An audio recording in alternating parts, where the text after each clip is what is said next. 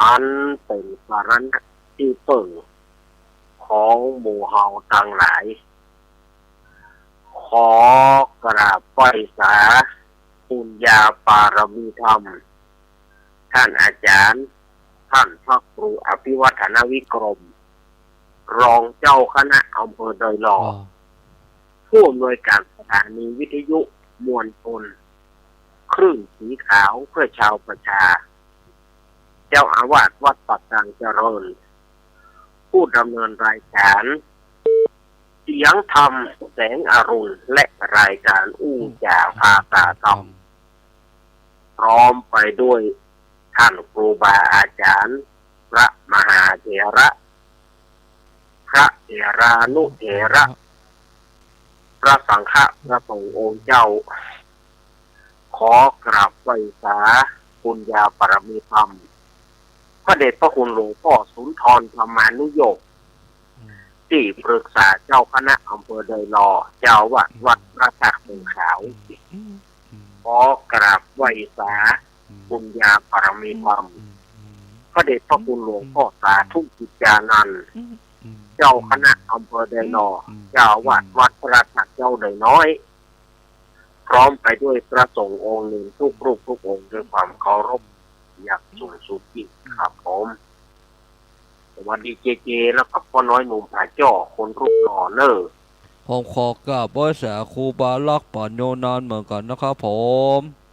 สวัสดีผมขอกราบไหว้สาตุลุงนวลโคนบหล่อวัดสัตว์เมียงอำเภอเวียงหนองล่องเหมือนกันนะครับผมดีเนอครับผมขอความคิดเติงหาตุลุงนวลเด้อผมเป็นห่วงตุลุงนวลเตียวก็ก้อยเตียวนะครับผมเป็นห่วงคนเฒ่าครับคุณเนอครับกับนิมนต์ครูบาลักษ์เตียวทำหล่นได้เลยครับผมขอความผาสุกความเจริญในธรรม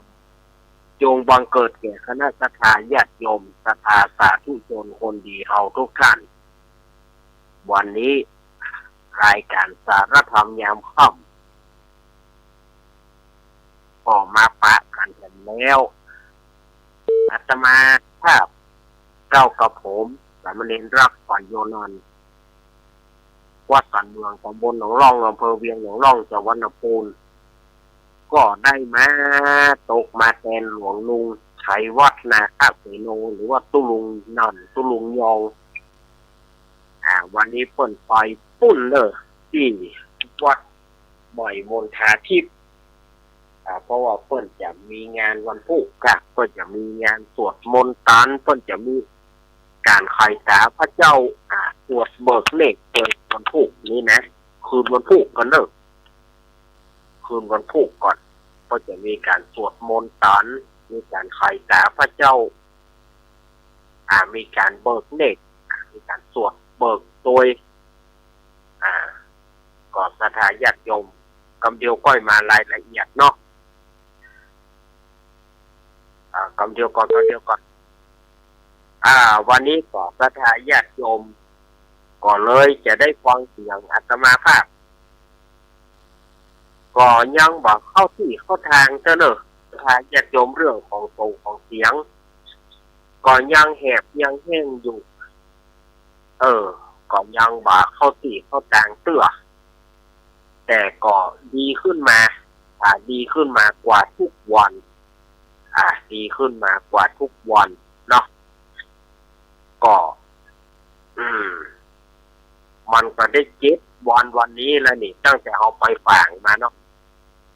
ไปฝางอาตมาก็เมื่อยตัวต่างไปถึงปูนแล้วก็เปิ่นตักเปิ่นถามเขาก็บ่ฮือเสียน้ำใจเปิ่นก็อู้จ๋าเปิ่นนอกวันนั้นก็เมื่อยติ๊กมาเอาก็ได้อย่างสักอย่างวันนี้ก็มาก็พอให้พอดีอยู่นะพอไปวัดไปวาได้เนาะเป็นเป็นกินศรัทธาญาติโยมที่กำลังจะกินข้าวบางห้องก็กินแล้วบางฟ้องก็ยังได้กินเตื้อบางฟ้องก็กำลังแห้งขันเข้าดาขันเข้าจะกินเข้า ก็กินข้าวด้วยความอร่อยเนอะศรัทธาญาติโยมเป็นกำลังเป็นกระบอกเสียงซึ่งศรัทธาญาติโยมได้ฟังกันไปกินข้าวไปตัวฟังไปตัว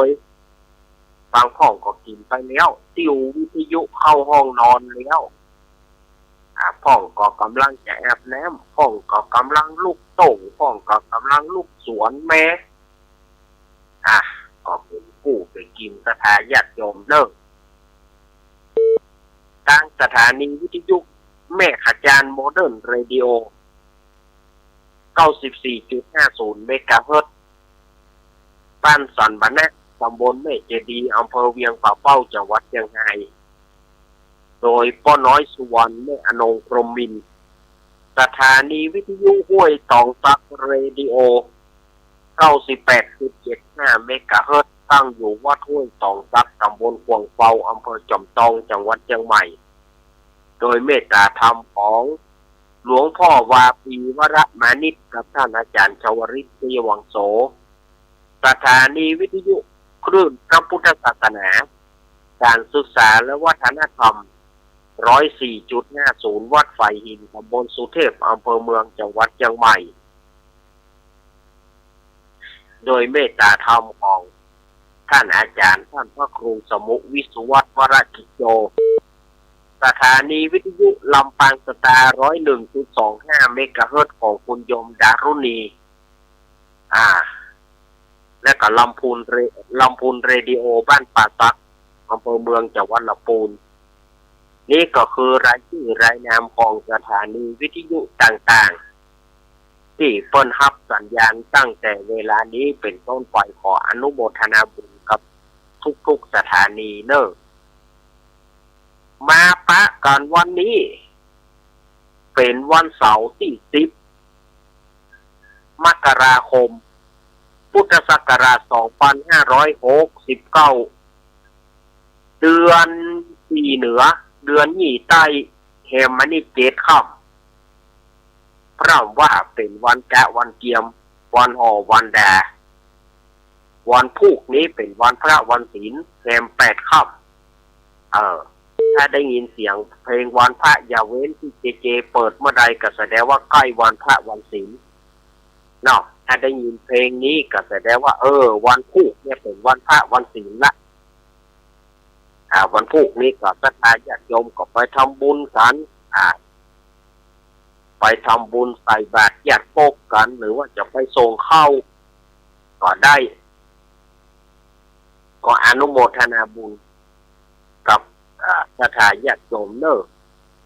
แล้ววันนี้เป็นวันสำคัญวันนี้นะเป็นวันสำคัญเป็นวันเด็กแห่งชาติวันนี้เป็นวันของละอ่อนเขาท้ายคือหัวเด็กฉลาดชาติเจริญ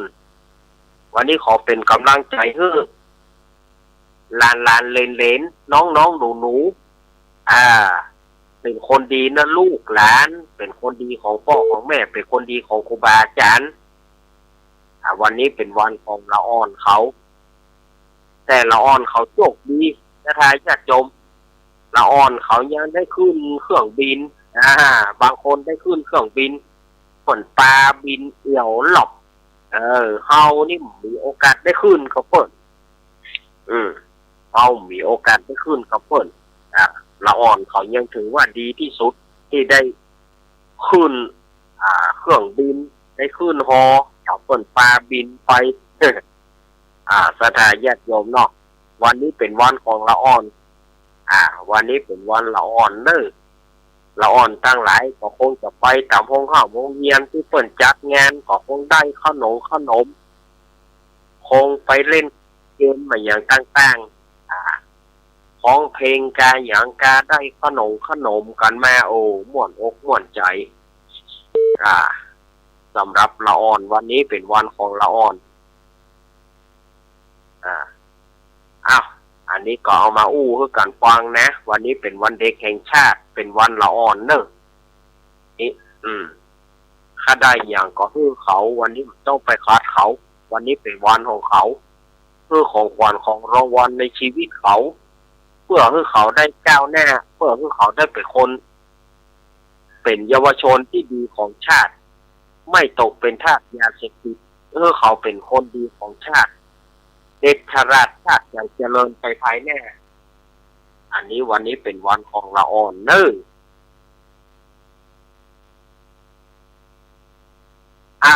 ก่อนที่อาตมาภาพจะได้ได้จะลำดับต่อไปนั้นเชิญศรัทธาญาติโยมได้ไหว้พระสวดพุทธคุณธรรมคุณสังฆคุณเนี่ยก่อนเนาะแล้วเราก็มามาจากกันในลำดับต่อไปเขากราบละเนี่ยกำเนาะ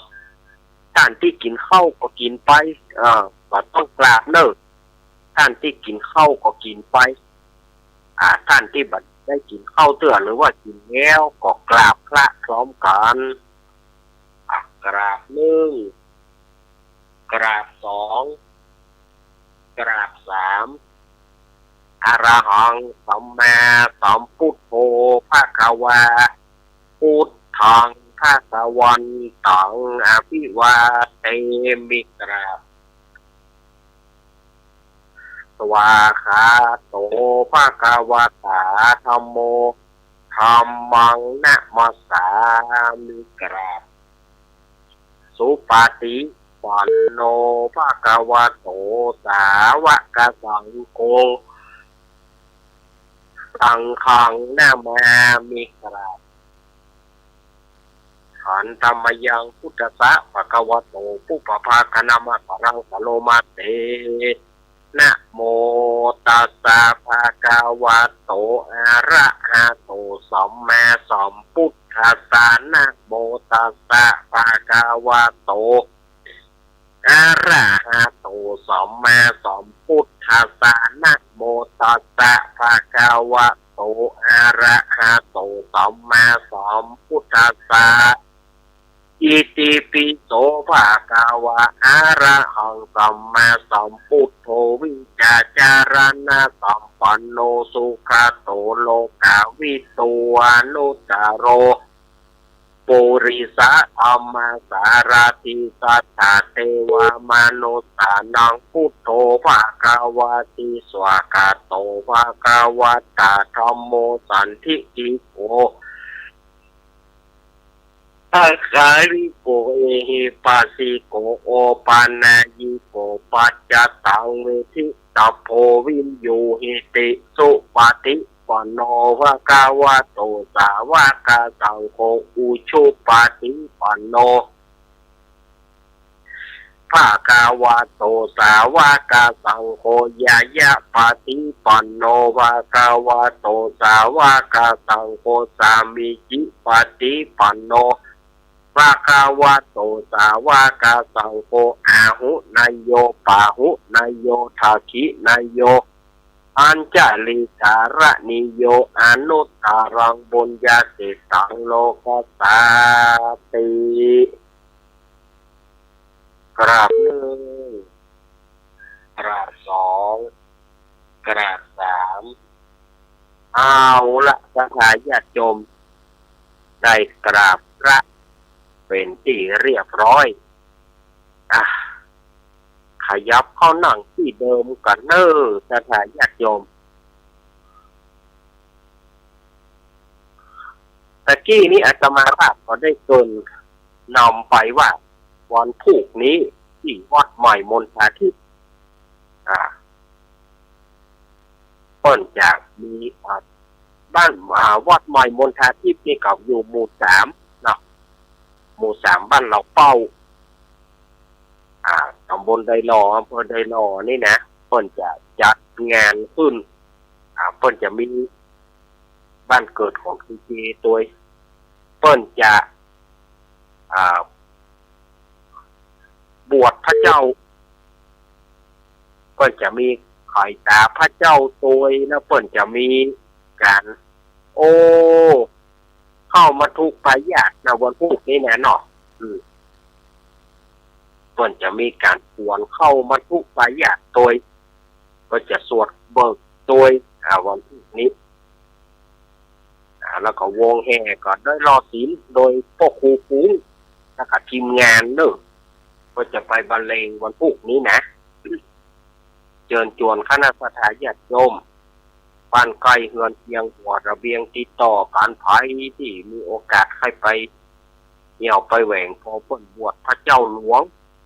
เปิ้นสร้างพระเจ้าหลวงเป็นพระเจ้าเรียกว่าพระเจ้ามนทาทิพย์หรือว่าพระเจ้าตันใจก็ปากันไปเมื่อวันพุธก็จะสวดก็จะมีการเทศธรรมเทศนาปฐมสมโพธิกถาหรือว่าทำปฐมสมโพธิกถาทำก็จะมีทำ3 ภูนี่แหละสถาญาติโยมกับปากันไปฟังเนอพุทธาภิเษกทำปารมีอย่างเนี้ยแต่ก็เตือนเพื่อจะเทศทำกันนี่เนาะ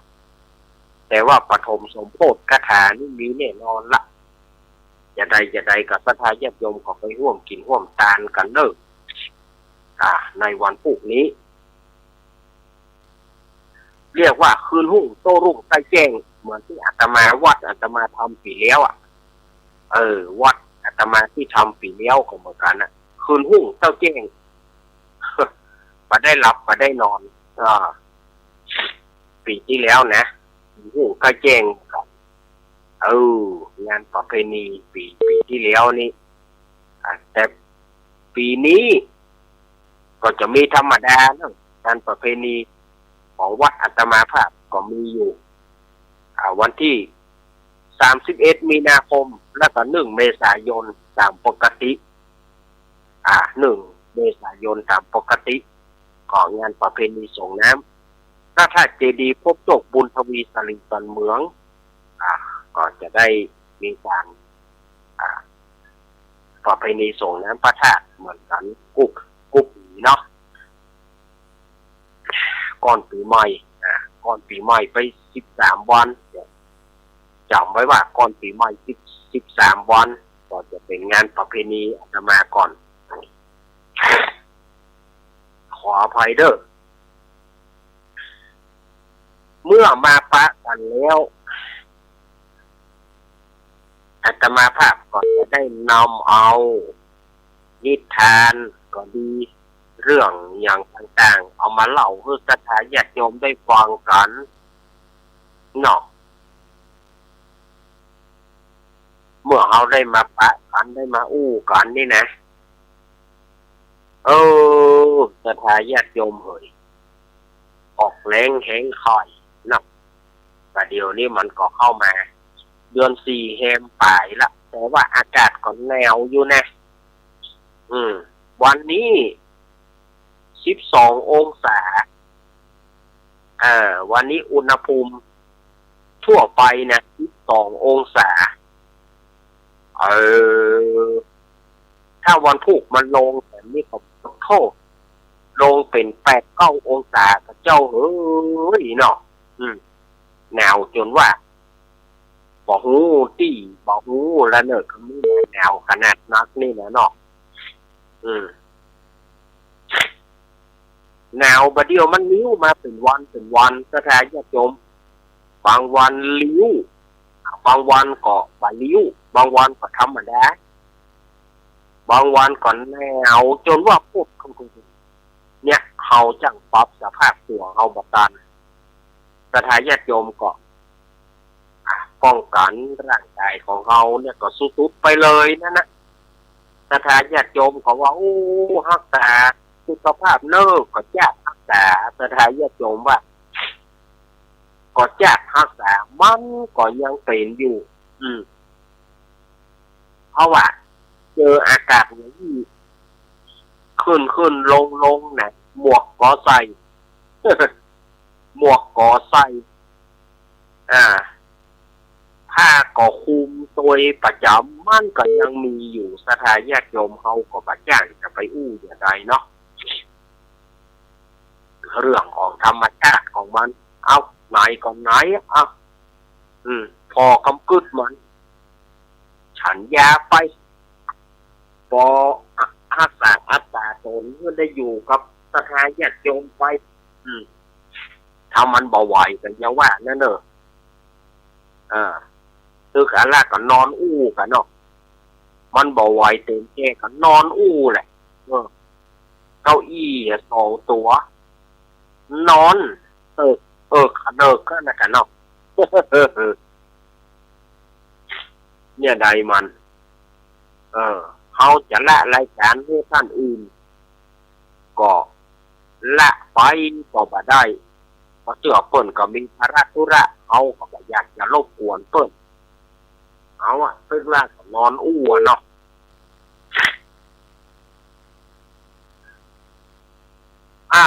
เมื่อมาปะกันแล้วนี่นะอาตมาก็จะเอาเรื่องเล่าเพื่อแสดงญาติโยมได้ฟังกัน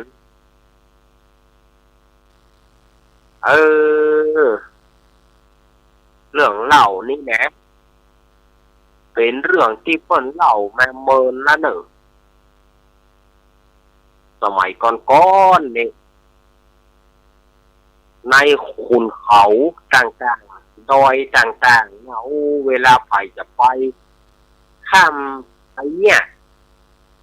ไปลำบากสมัยก่อนก็ต้องข้ามห้วยข้ามดอยกันไปกว่าที่จะถึงมันบ่เหมือนสมัยบัดเดี๋ยวนี้สมัยบัดเดี๋ยวนี้เขาจะไปไหนมันง่ายรถแรงรถปะเลอะปะเต๋อเขาจะไปทางรถก็มีปะเลอะบัดเดี๋ยวนี้ทางล้อเกวียนล้อที่ทางบรรทุก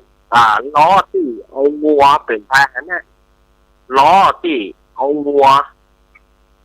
ใส่แล้วก็ลากไปนี่บ่มีละประเดี๋ยวล้อกลายเป็นของพิพิธภัณฑ์ล้อไปอยู่ในพิพิธภัณฑ์ละ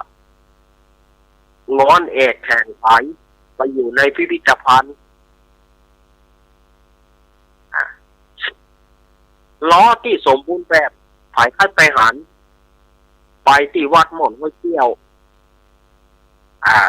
ล้อนะล้อสมบูรณ์แบบล้อเปิ้นยังคงสภาพเดิมไว้มีที่วัดหม่นห้วยเกี้ยวอำเภอเดยหลอกวัดของท่านอาจารย์พระครูกัลยาณปราโมทย์หรือว่าท่านอาจารย์สมหวังกัลยาโนล้อเปิ้นยังสมบูรณ์แบบอยู่ล้อเกวียนล้องัว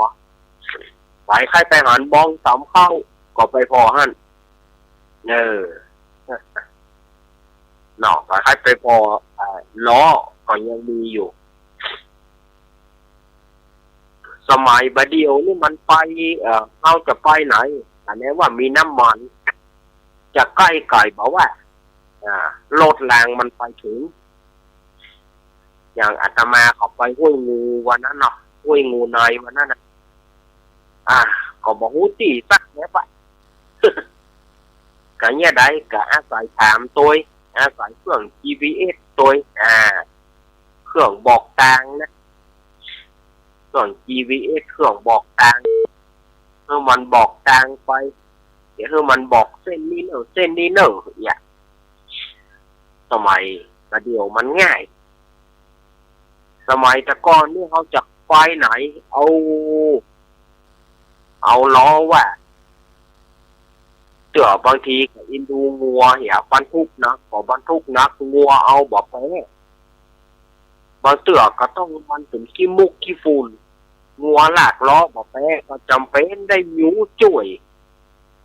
จำเป็นได้จ่วยมันลากจ่วยมันไปเป็นที่ป่าเดียวนี้รถเอาไปไหนสบายคะแนนว่าน้ำมันมันเป็นเทียมเนี่ยมันสมัยแต่ก่อนก็สมัยประเดี๋ยวมันไก่กันสมัยแต่ก่อนเขาจะกินข้าวเนอเอาไปตำเนี่ยก่อนเอาไปตำกับมองก่อนไปเนี่ยมองตำเข้าแล้วก็ส่วนหนึ่งที่มันแตกมันอย่างไปกับเป็นแกบเป็นข้าวเปลี่ยนไป ส่วนที่เป็นข้าวสารก็ฟาดกัน กว่าจะได้กินมานี่มันเป็นเรื่องจริงเนี่ยกว่าจะได้กินข้าวบาเดียวนี่ว่าต้องไปเนี่ยให้ใส่แน่อย่างการเนี่ยให้ใส่แน่มันก็ง่ายบาเดียวใจลดอย่างเดียวลดปลูกก็มีรถปลูกเกี่ยวก็มีรถเกี่ยวว่าต้องได้ไปนวดเข้าว่าต้องได้ไปตีเข้ามันมีของมันท่านหมดแต่ก่อนนี่เขาจะตีเข้าเนอะจะตีเข้าเนอะต้องเกียมไว้เกียมขัดจุ่นไว้ขัดจุ่นนี่ไว้ฮะเปลือกเข้าออกกาหนอสถาญาติโยมเนาะกาก็คือวีเนี่ยเอาไว้วีเอาไกเข้าออกนี่หรอมันมีของเปิดนะไม้หีบนี่เอาไว้มีเข้าจะตีบนคุจะตีบนตารางตีเข้ากันเมื่อค่ำเมื่อคืนบึ้งบ้างโอ้แล้วเอามาตากแล้วก็ต้องตำอย่างที่ว่านะกว่าจะได้มาเป็นข้าวนึ่งหรือว่าข้าวหนูสมบูรณ์แบบใช้เวลาจะเป็นโอ้โหบัดใช่บัดให้บัดดีแต่สมัยนี้นี่มันง่ายปลูกก็บ่ต้องได้ปลูกเองปลูกก็ลดไถก็ลดเกี่ยวก็ลดลวกก็ลดลวดเป็นข้าวสารไปเลยข้าวสารนี่ก็เอาไปสีเอาไปสีห้องสีหลวงก่อนห้องสีใหญ่ๆก่อนห้องสีน้อยๆแบบเดียวว่ามีละแต่ก่อนห้องสีน้อยมีเอาไปสีห้องสีน้อยแบบเดียวนี่ห้องสีน้อยมีละไปห้องสีหลวงห้องสีใหญ่ๆบุ่นขล่มกันได้คนแต่ก่อนเอาแกบไว้เข้าคือคนแกบคือหมูเนี่ยนี่หรอเข้าคือคนแกบคือหมูมันก็หมูก็อาศัยกินแกบถ้ามีเป็ดก็อาศัยกินแกบแบ่งกันเป็ดกับหมูเอาแกบเพื่อกันแกบเพื่อกินเข้าก็เป็นของคนยังบะเตือกไก่เกื้อกูลกันไปบัดเดียวนี่เขาเล่นไป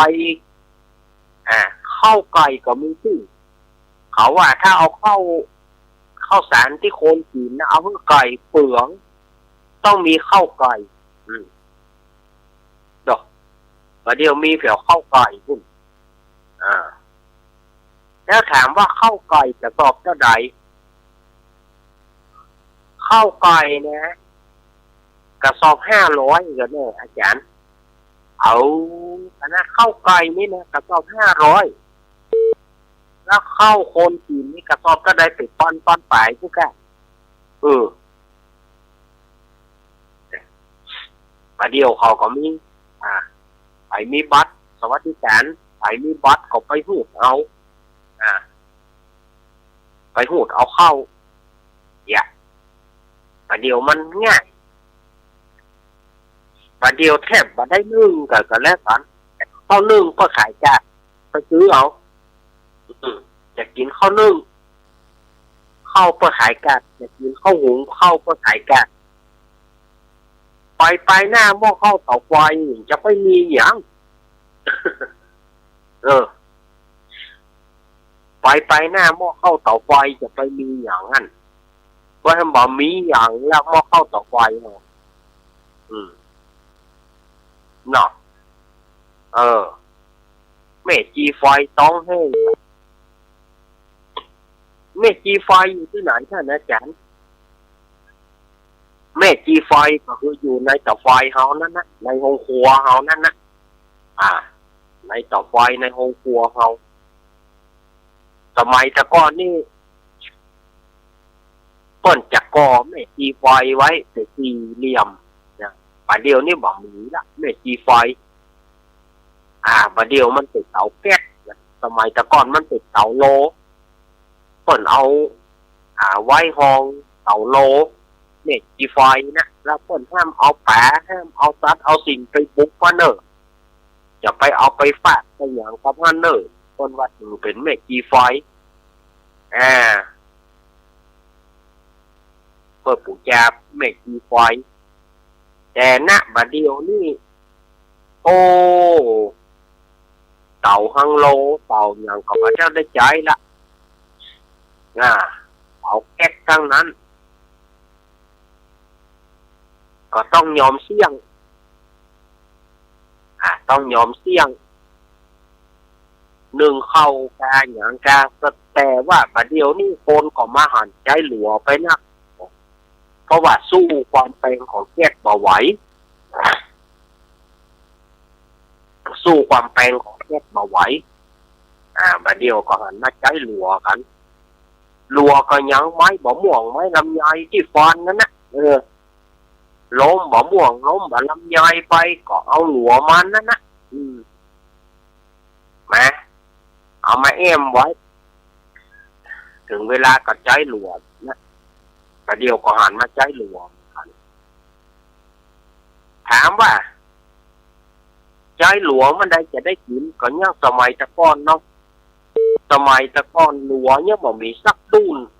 ข้ามมาไปเอากันได้หลัวมาก็เพื่อจะมาจักมาอย่างเนาะสถานญาติโยมก็จะได้หลัวขึ้นมาเนี่ยแต่คนสมัยก่อนมันเนี่ยกินบนเฮือนเนาะสมัยก่อนหม้อข้าวเตาไฟอยู่บนเฮือนแจ้งมาจะผ้าหลัวผ้าอย่างก็มันป่อแม่มาลูกเตือกจะผ้าหลัวแห้งๆก็มาได้พ่อแม่ตื่นผ้าหลัวก็บ่พอพ่องสมัยก่อนเนาะมันเอาเป็นตุกอย่างห่างเฮือนนะสถานญาติโยมมันเป็นตุกอย่างห่างเฮือนมันเป็นหอเฮือนเฮาเนี่ยสมัยแต่ก่อนมันแบบได้คงทนถาวรเวลาจักหัวจักอย่างไว้พ่อแม่ก็ตื่นมายังมาแยกก้อยพ่อเนี่ยสมัยก่อนต้องจักหัวไว้ไม่ต้องจักหัวไว้ละผ่าลูกไว้ก็ห้องผ่าไว้นะ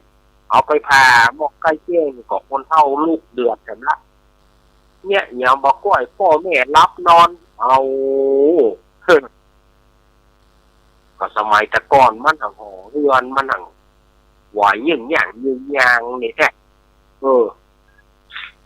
แล้วก็แปลงเตาไฟแปลงห้องครัวเนี่ยแปลงเตาไฟไว้บนเรือนเนี่ยแค่เพื่อมันดังมันถึงเปลี่ยนไฟมาได้แค่จะไปให้มันดังเนี่ยมันเปลี่ยนไฟมาได้มันก็ต้องดังตับหลัวผ้าหลัวกับพ่องจักไว้ตั้งแต่แบบนี้ไปวันพุกก็เสียใจถ้าอันนะหนึ่งเข้าเป่าไฟหนึ่งเข้าเยี่ยหินเป็นอย่างสมัยตะก่อนกว่าจะได้กินเป้าในปุ้นนั่น9 โมง 10 โมงนะว่าจะได้กินข้าวนี่9 โมง 10 โมงผักหมูหญ้างัวสถานญาติโยมมันมีในเจ้านั้นหมดลูกมันมีในเจ้านั้นหมดนะผักหมูต้มผักหมูต้มผักแกงผักคือคนกินผักหมูก็ดีพอแกงคนกันที่พ่อเนี่ยเฝ้ากันนะพักหมูเนี่ยงั้นพ่อพักหมูเลยแกงมาต้มพักหมูกันกว่าจะได้กินข้าวนี่เป็น9 โมง 10 โมงสมัยที่อาตมาเป็นละอ่อนนะบัดใจว่าเรื่องมาให้มาดีลูก ไม่ใช่ว่าได้กินข้าวง่ายๆอย่างเดียวนี่มีบ่มีจะซื้ออาหารสำเร็จรูป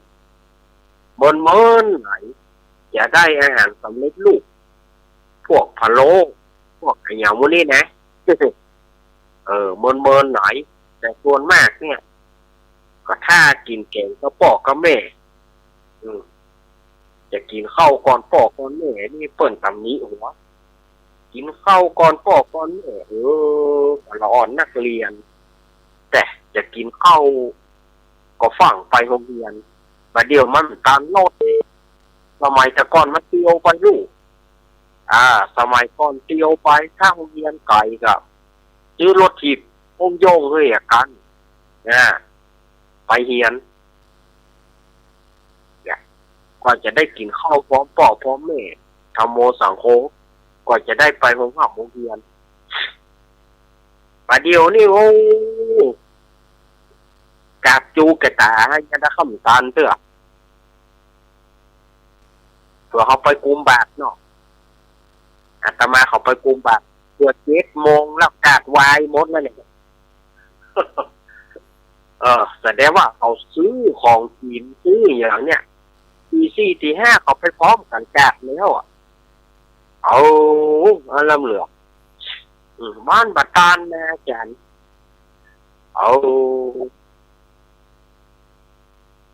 กินข้าวกินน้ำเดี๋ยวจะทำตาลบางที่ละอ่อนลูกแม่ย่ำตาลเถอะบางที่จะเอาอย่างบางทีข้าวย่ำบัดตาลได้กินบางคนได้กะโอวันตินได้กะอย่างไปข้าวบะแหนมได้กินบัดตาลพ่อแม่บัดตาลเถอะเนี่ยยุคบัดเดียวนี่นะขนาดบัดเดียวนี่นะบัดตาลเวลาเนี่ยก็ถ่ายเยอะๆมาตะก้อนนี่เขาอย่างตาลเวลาแต่ก่อนมันเป็นงานเขามันไม่ใช่งานเฮงแต่ก่อนมันเป็นงานเขาคนเดียวทั้งนั้นใครไปเมื่อใดก็ได้งัวห้องโบกว่าบ้าปล่อยมันห้องไปคนกินข้าวไปอิ่มเตื้อเปล่าออกแรงเตื้อคนกินข้าวหิงโฟงหิงไฟแต่อย่าก่อนลูกหิงโฟงหิงไฟกันก่อนหิงไฟอย่างเรียบร้อยกันเพื่อได้กินข้าวอย่างที่ว่านั่นนะกินข้าวแล้วมาเกลือหมูเกลือหมูแล้วเจนเอาวัวออกแรงแล้วเจนจะได้ไปโรงเรียนบางทีก็วัวออกแรงโดยแบบมุยเน็บเอียวไปตัวที่ครูถามนายนี่เป็นนักเลงจ้ะเอามุยไปไหนไปจดรังวัวเอางัวออกแรงตัวลูกงัวออกแรงก็ที่คันจะปิกกับมุยเน็บเอียวตัวโอ้ยนายนี่เธอจะไปไหนเธอมุยไปฟอนฝ่ายเด็กอะไรอย่างไปจดรังงัวหมายมันแบบตอนเวลาปุ่น9 โมงไปปุ่นลูกเจ้าพระเนนสมัยแต่ก่อนเนี่ยเหมือนกันกว่าจะได้ฉันเข้ากว่าปิโตจะมาถึงวัดเนี่ยปุ่น9 โมง10 โมงปุ่นอาตมาเขาเป็นขยมนะไปเก็บปิโตเนี่ยไปเก็บเองนี่โอ้ก็จับสักบ้านต้นเนี่ยกินกันแล้วเถอะไปรอบก่อนไปปุ่นก่อนเนอะยังบ่แล้วเตื้อไปเก็บแล้วก็เลาะมาเอาเพื่อจะถึงวัดสุกสมัยอาตมาเขานี่นะ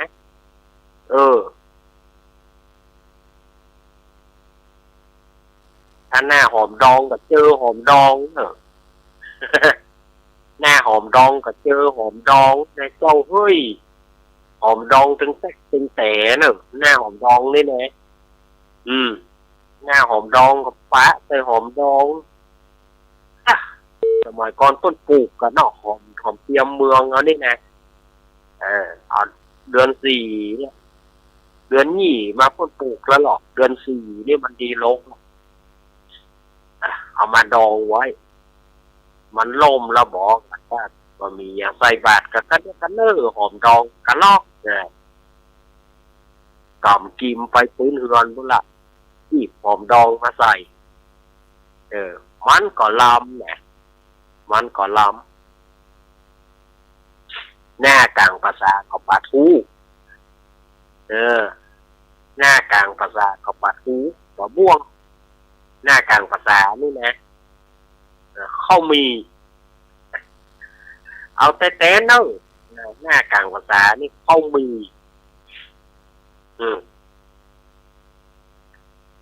มันก็ยุคไหนยุคนั้นเนาะยุคไหนยุคนั้นแต่ประเดี๋ยวนี่มันก็สบายเจ้าบ้านก็สบายแต่ต้องมีเงินเจ้าบ้านต้องมีเงินต้องตันเมื่อคืนต้องตันเมื่อวันต้องได้เมื่อคืนต้องตันเมื่อวันต้องได้ทำไมแต่ก้อนบะมีอย่างเช่นแค่แปะก็เนิ่แปะก็เนิ่มาเดียวนี่ไม่ไปแปะกันอย่างไรไปแปะกันก็ว่าละสมัยแต่ก้อนนี่แปะกันได้แกแปะก็เนิ่แล้วก็เอามาฮื้อจอบปดโทรจบเปิ่นปอไก่เมื่อใดจะฮื้อกำเดียวก้อนเนี่ยมันมีตั้งโคนตั้งบะหมี่ในบ้านนะสมัยก่อนเนาะสมัยบาเดียวนี่อย่างที่อาตมาว่านะฮ้อนได้แอบอยากได้กินคนเฮานี่ฮ้อนได้แอบอยากได้กินสมัยแต่ก่อนนี่มันยากลำบากมันยากลำบากหน้าแรงแห้งไฟมานี่เอาละน้ำบ่อเริ่มแห้งละน้ำบ่อบ้านไผ่จืนกับปลากันไปตากแนมตึงข่ำตึงเจ้าเมื่อเจ้าเขาไปห้องเปิ้นลูกกลัวหมาเปิ้นมีหมาเปิ้นจะไล่หัวก็ต้องไปห้องเปิ้นลูก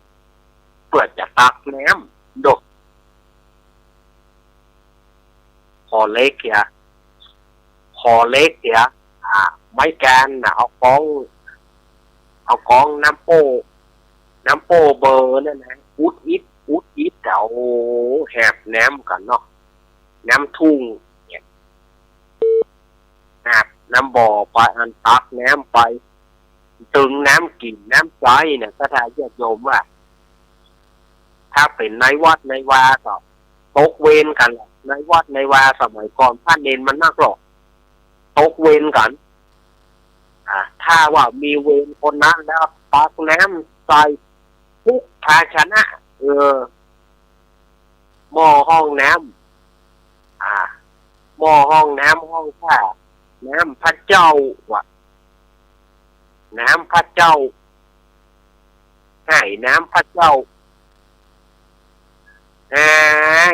นี่ส่วนเต็มน้ำทุกเจ้าน้ำพระเจ้าแต่ก่อนทุกเจ้ากินน้ำต้นนะกินน้ำจากน้ำต้นนะน้ำจากคอนโทรเสือบางทีเนี่ยบาล้างเนี่ยก้อนมีก้ามดก้าอย่างล้างก้อนกะโอ้ยล้าง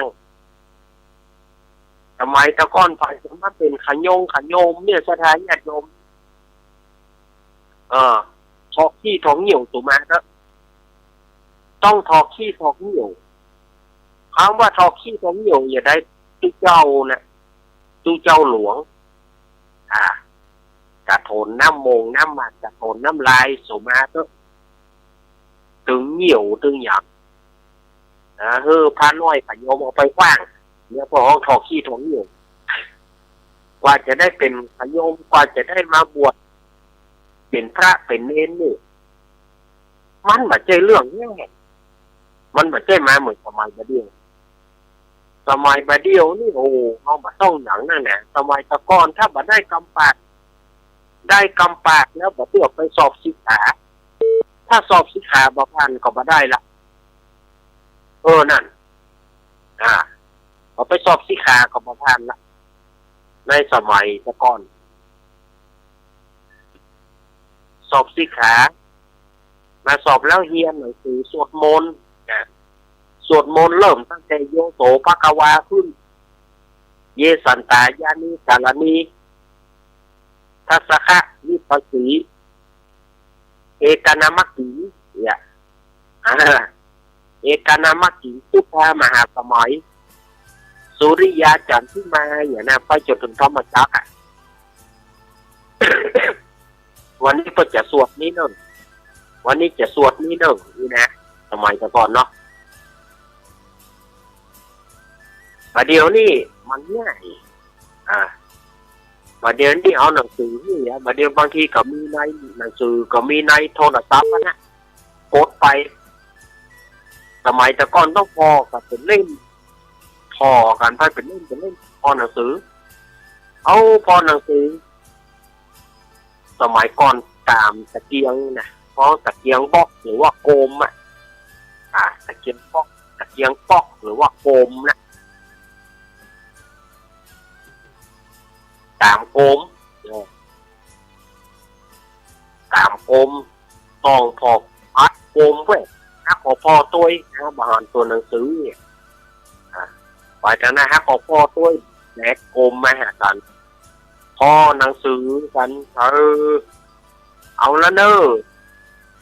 สมมติว่าตั้งแต่บัดเดียวนี้ไปเนาะบัดนี้6 โมงไปเนาะสวดมนต์ทำวัดเย็นอย่างแล้วอ้าวเรียนหนังสือเนอะ4 ละครั้ง 2 คำเก่งอะไรต้องหนังสือกันพ่อก็ต้องนักทำพ่อก็ต้องนวโกวาท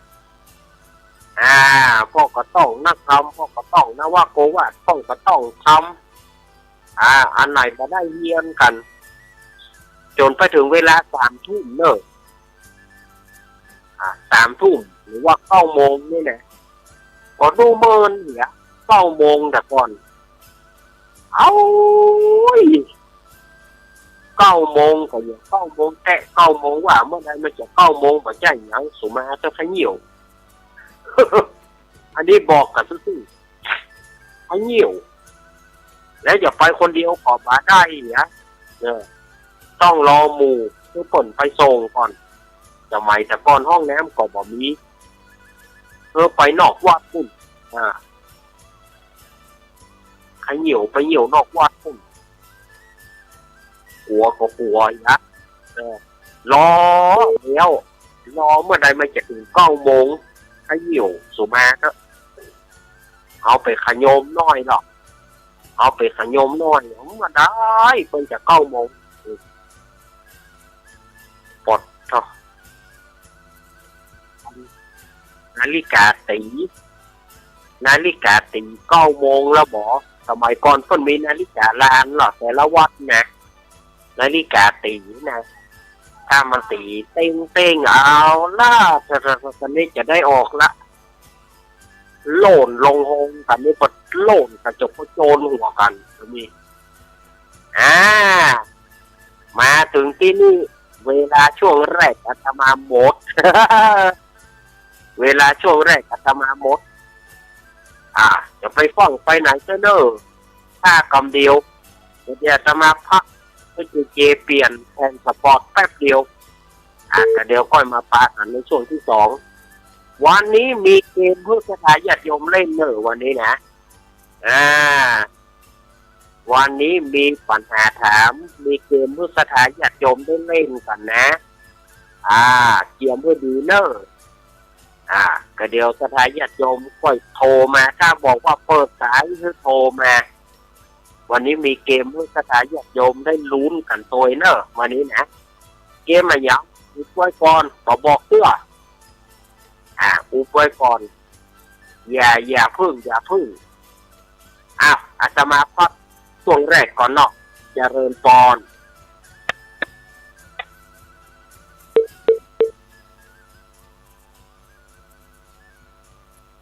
ภูมิใจที่เห็นแม่คุมน้ำตาลดี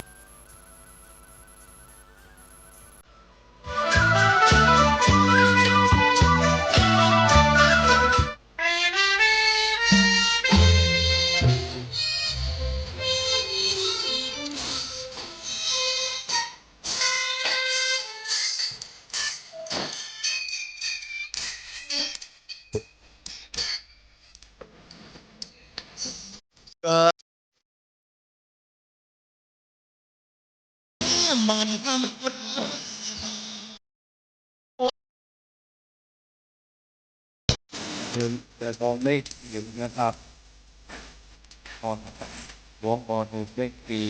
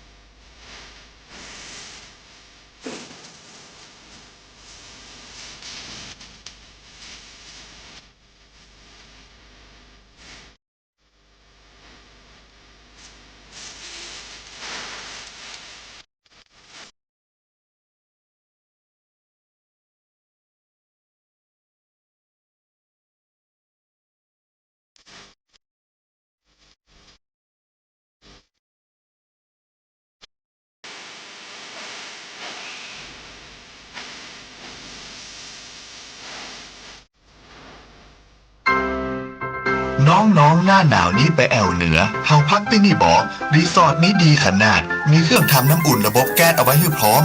แต่ก็ต้องระวังเนอะเครื่องทำน้ำอุ่นระบบแก๊สมีคนตายมาหลายรายแล้วจะอั้นเลยกะอ้ายก็นึกภาพเอากะเปิดเครื่องทำน้ำอุ่นระบบแก๊สในห้องน้ำถ้าบ่มีพัดลมดูดอากาศการหมุนเวียนของออกซิเจนมันจะดีได้จะใด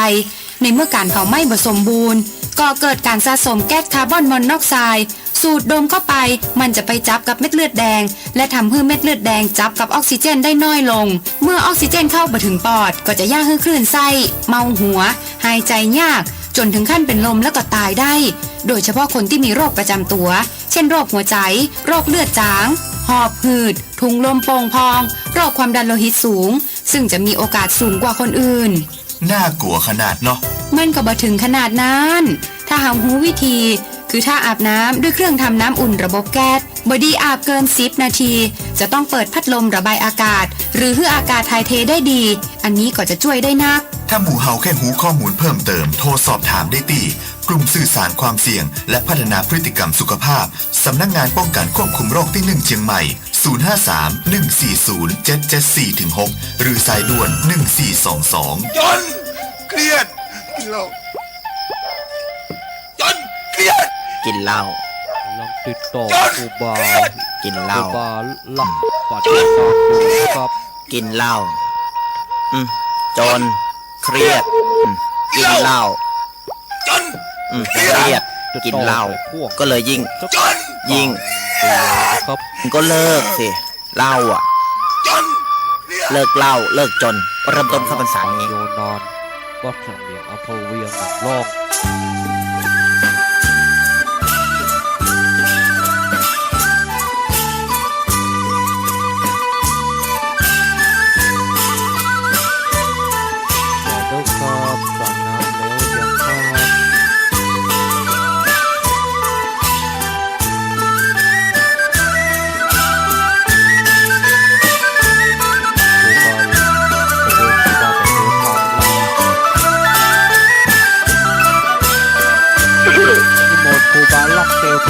กันเลยครับ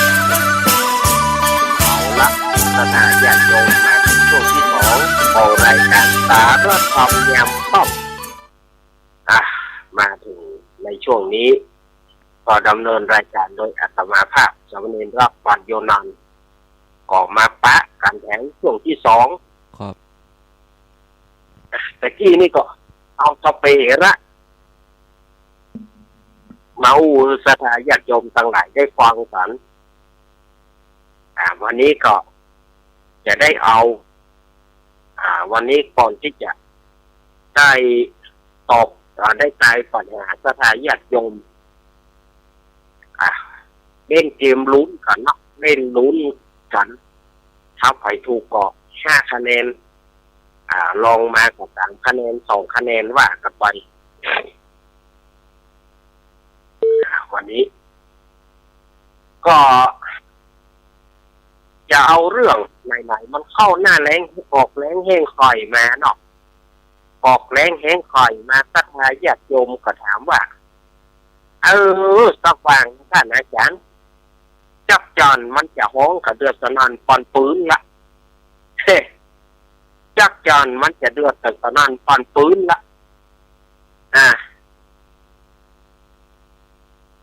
มันห้องเปื่อนเหยาเนี่ยตอนจริงขออู้กันไปนักต่อนักแล้วเนาะเรื่องของจักจอนนี่นะสถานญาติโยมก็ยังสนใจอยู่ก็คือเหตุที่มันห้องนั่นน่ะมันไปมันว่ามันไปห้องเพลงคือถ้าตามซัดตั้งหลายเนี่ยมันจะกลัวเข้างอกหลกโดยเฉพาะมดแง่มนี่มันกลัวเข้างอกมันก็พยายามไปเก็บเข้าเปิ้นเกี่ยวเปิ้นอย่างแล้วเปิ้นเกี่ยวเปิ้นสีเข้าโตเข้าเหี่ยเนี่ยมดแง่มมันจะปากับไปโขนเข้าหางมันโขนเข้าหางมันเพื่อฝนตกมามันจะบ่ได้งอกละเพื่อฝนตกมามันก็มีกินส่วนว่าจักจั่นเนี่ยพอออกแรงมาเดือน5 เดือน 6มันปากับไปห้องเพลงเนี่ยโดยที่บ่สนใจเข้าว่าจะงอกแค่จะอย่างแค่มดแง่มเนี่ยมันมีหน้าที่แต่ว่ามันโลภก็บ่ใช่มดแง่มนี่มันหัวว่ามันจะบ่ได้กินถ้าเข้างอกไปแล้วมันจะบ่เป็นที่กินมดแง่มมันก็พยายามที่จะไปโคนมาเข้าใส่หางมันเต็มหางมันเอาว่าฝนตกหน้าฝนเนี่ยมันมีกลิ่นอื่นแล้วมาเดือดร้อนส่วนว่าจักรยานเนี่ยมันกลับบ้านมันแปลกันไปตีห้องวันต่ำคืนหูเก่งมาต่อห้องเก่งมาต่อห้องจนมาถึงหน้าเดือน8มันเก่งจะแย้งเพื่อถึงหน้าเดือน8นั่นน่ะมันเป็นฤดูฝนลงแล้ว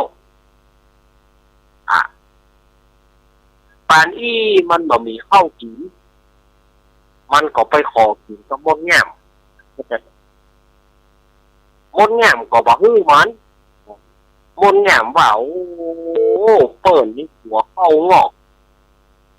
เปิ้นเก็บไว้ในหางไผหางมันแล้วสู่เมาไปอยู่ที่ไหนถ้าเมาไปห้องเพลงปลาเหลาละซุกลูกละเสาเมาไปห้องเพลงอยู่ห้องเพลงอยู่3 เดือนน่ะจะได้ญาติโยมมันจะไปได้กินอย่างว่ามันเมากลับไปห้องวันค่ำคืนหูจนถึงฤดูกาลนั่นน่ะเที่ยงไปเดือน8มาฝนมาล่ะ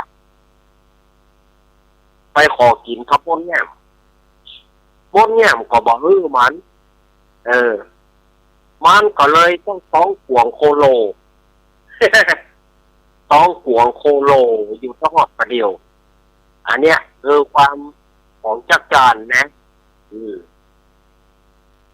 จักรจานนี่มันก็เลยในที่สุดมันก็บ่ได้กินหยัง แล้วเอาก็เฮ็ดมันอย่างนะสถานญาติโยมเสร็จเสื้อก็มันบ่ได้กินอย่างแล้วมันเอาเหนียวที่ไหนมาน้ำเหลืออุ้ย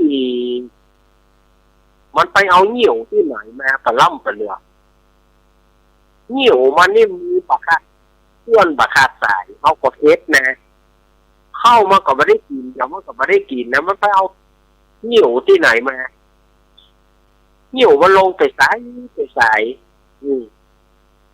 แต่ก่อนต้นไม้เนี่ยอย่างว่านะเขาว่าต้นไม้เนี่ยมันมีวัดอาตมาเนี่ยแต่ก่อนเนี่ยพอต้นแผงธาตุแล้วต้นปอนเนี่ยต้นไม้ต้นนั้นเนี่ยถ้าแจ้งบ่แจ้งนะเขาต้องลุกก่อนนะบ้านเสียงจักจั่นคนตาบอดเขานี่ถ้าเสียงจักจั่นมาครบแล้วนะติ้วบอกเลยก็ได้ เอาเต้นะถ้าเสียงจักจั่นมาถ้าเตียวบอกว่าใช่แค่ว่าอาตมาคนเดียวครูบาอาจารย์อาตมาเปิ้ลก็ว่าอย่างนี้เหมือนกันครูบาอาจารย์ที่เขาไปสอนคนตาบอดเดินไม่เท้าเขาก็ว่าเหมือนกันคนตาบอดทุกรายเนี่ยไปโจรก็จับจันเมงอีจ้าโวนี่นะเมงอีจ้าโวนี่นะถ้าว่าอีจ้าห้องเข้านะมันไปตุ่มถูกมันจับทิศทางมาได้มันเข้าไปในหูเขาหวังมันจะมีขั้นสักคำหนึ่งถ้ามันได้เง็ดเนี่ยถ้าเสียงมันเง็ดแล้วไปตุ่มได้ฉะนั้นการช่วงแจ็คจันเนี่ยแต่ก่อนสมาต้องลุก4-5นี่ต้องลุกแหละบ้านมาได้เขาอย่าไปไหนมาได้แล้วเสียงแจ็คจันนี่มันปาให้เขาไปมาได้ถ้าเขาจะไปไขประตูเขาต้องเอาจ้องประตูเหนียวมันอ่ะประธานญาติโยมแล้วมันเหนียวได้ตลอดวันตลอดคืนเลยนะมันไปตีเก็บกักน้ำมันอย่างไรกับโบเหนียวมันเนี่ยมันตึงสุยเยี่ยวโฟนสุยนี่เอาจ้องไปเขาต้องกางจ้องตัวบ้ามันแหกหัวเขาเปียหมดอ่ะโอ้มันเป็นอันเต้นะถ้าใครจะเดี๋ยวมันไปเอาที่ไหนมามันไปเก็บน้ำที่ไหนมามันไปกินน้ำที่ไหนมามันห้องอยู่วันเข้าคืนนึงเลยเนี่ยเขามันห้องอยู่แล้วมันจะมีโอกาสไปกินน้ำที่ไหนแล้วมันอย่าไว้อยู่ดีเลยเหรอ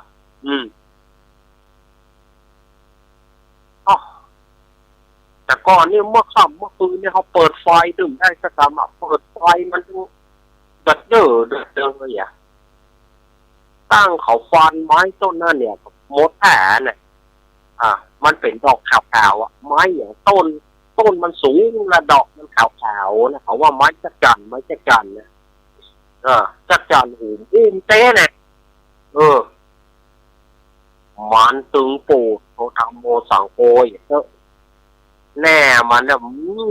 ได้ยินอย่างอ่ะเสียงจักจั่นเนี่ยนักแต่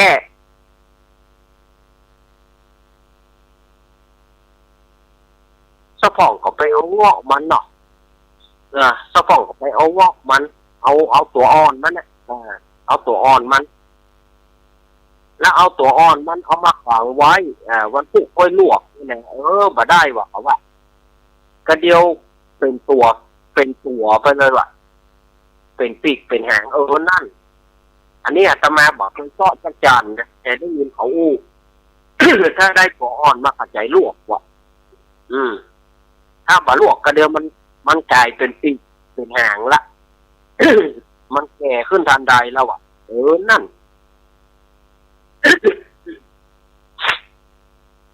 แมงนี้มันเป็นแมงปีกแข็งเนาะแล้วก็มันตายเนี่ยนะจักจั่นนี่นะเขาก็ซื้อกันได้เจอนะตอนที่ถามเขาก็ซื้อกัน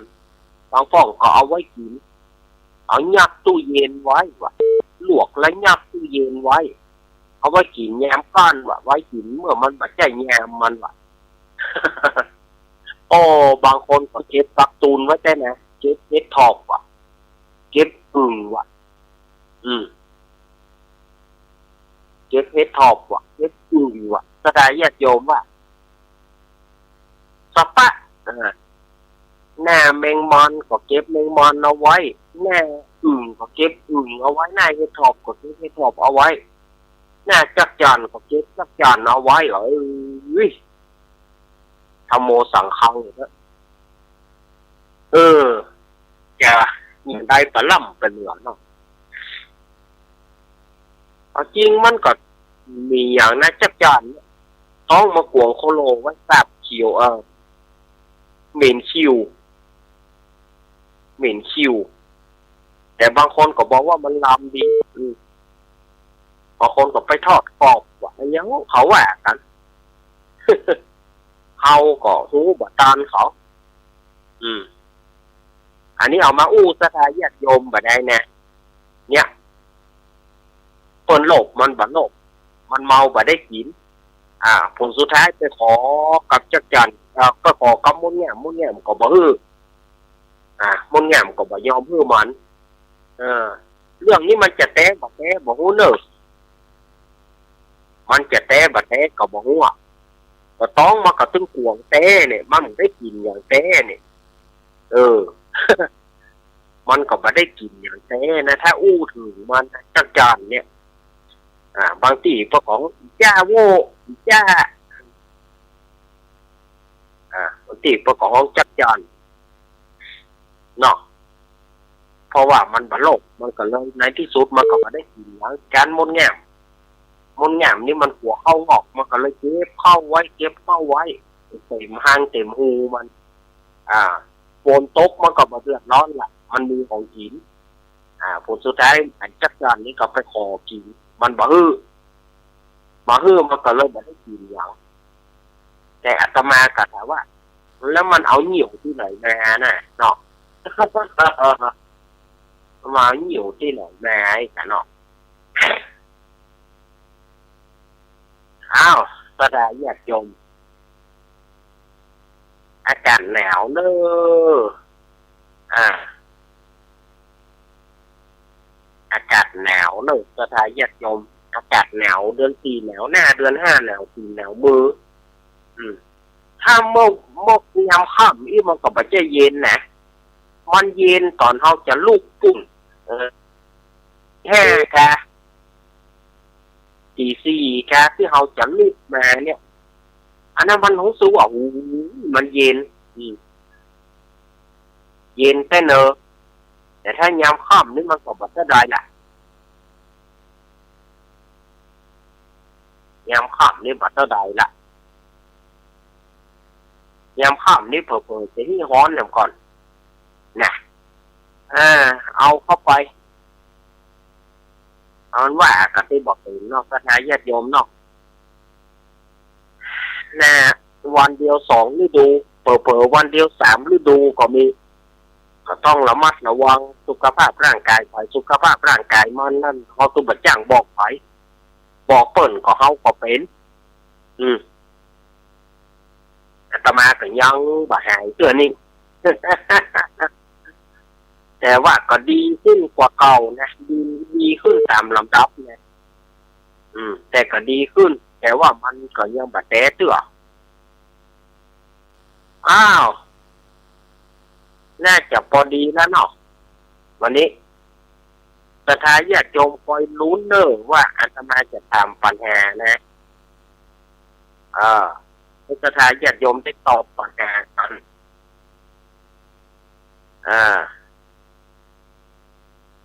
มันมีเพลงเก่าๆอยู่นี่เพลงหนึ่งสถาญาติโยมก็คงจำเพลงของเพลินพรมแดนได้เนาะเพลงของเพลินพรมแดนชื่อเพลงตะลุยบางกอก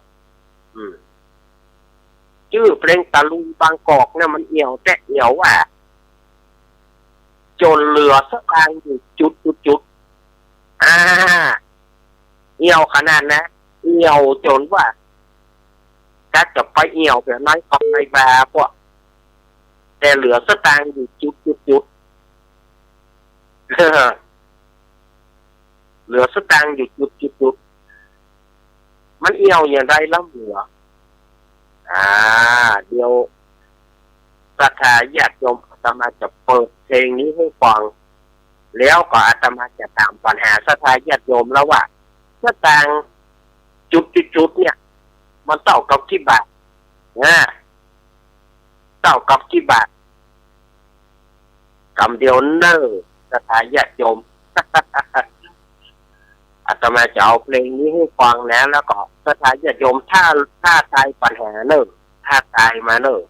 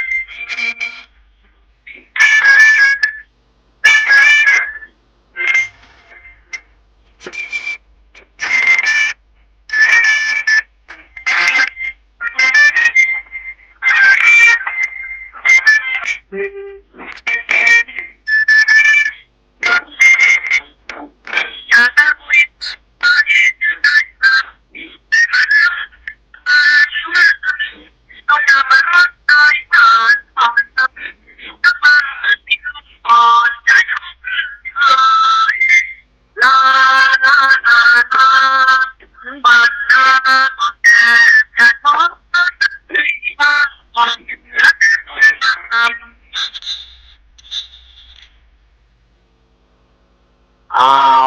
ละศรัทธาญาติโยมมาถึงทีนี้ละมาถึงปัญหาที่อาตมาจะถามละเพลินพรมแดนเนี่ยไปเอี่ยวในกรุงเทพตะลุยเอี่ยวเหลือเงินตรา5 สลึงเหลือเงิน5 สลึงทีนี้อาตมาจะถามว่าเพลินพรมแดนเนี่ยเหลือเงิน5 สลึงเป็นเงินเท่าใด5 สลึงนี่นะเป็นเงินเท่าใด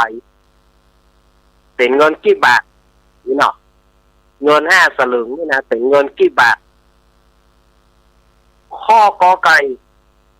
1 บาทข้อขอไข่บาทเอา5 สตางค์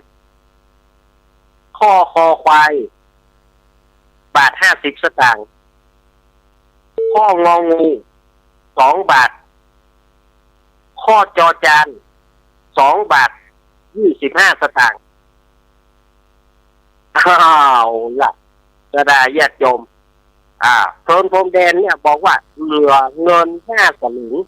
5 สลึงเนี่ยอาตมาอยากจะทราบว่าเป็นเงินเท่าไหร่บอไก่1 บาทขอไข่1 บาท25คอควาย1 บาท 50งองู2 บาทและจอจาน2 บาท 25 สตางค์อ้าวอาตมาจะตายปัญหาศรัทธาญาติโยมนะว่าโซนพรมแดนไปเอี่ยวเนี่ยเหลือสตางค์เท่าไหร่5 สลึงเนี่ยมันเท่ากับกี่บาทเอาศรัทธาญาติโยมตอบมาได้เนอะ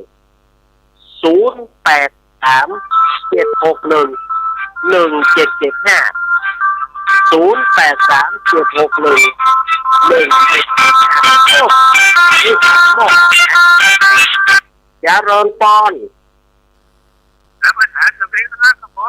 ไอเอก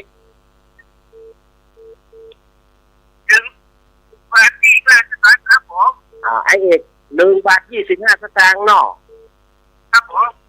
ไอเอกบอกละ1 บาท 25 สตางค์เอาขอบคุณไอเอกเด้ออย่าเรินปอนแม่เพลโคพี่ชีวิต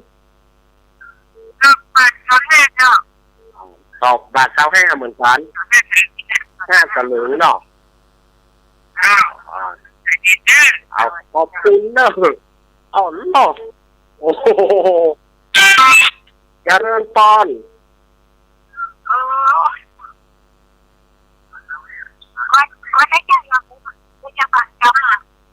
ใช่แกเนาะ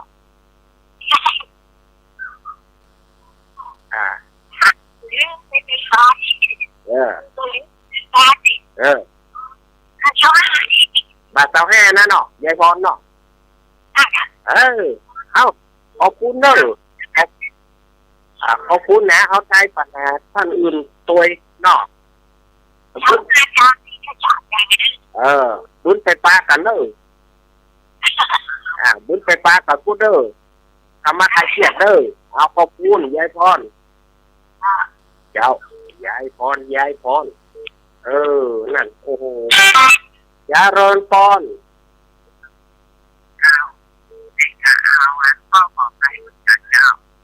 พ่อขอใครนะเนาะแม่สุพิษความคิดจริงปัญหาไอ้เองแน่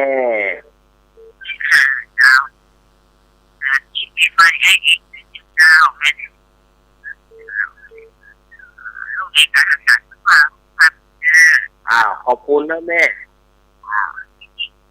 สุพิษแม่ย่อยสันทรายแล้วเนี่ยแม่เจริญปอนแม่น้อม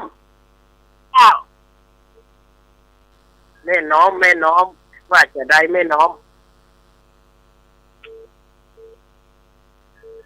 แม่น้อมแม่น้อมอย่าเริ่มป้อน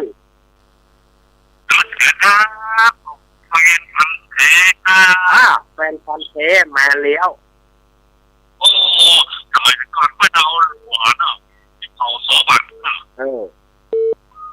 กินช่องเก็บหัวเนี่ยไม่สมบูรณ์เลยครับเพราะเรื่องมีไฟฟ้าครับผมก่อนเข้าที่สุดตั้งไว้เลยเนาะตั้งใหญ่เนาะครับกินเมื่อใดก็ได้เนาะครับเจอไหนก็ได้เนาะครับผมขอตอบมาหน่อยครับเนาะเอาตอบมาเลยแม่บาทเดียวครับเนาะบาทเดียวอยู่ได้ทั้งนั้นครับเนาะนี่แกนี่แก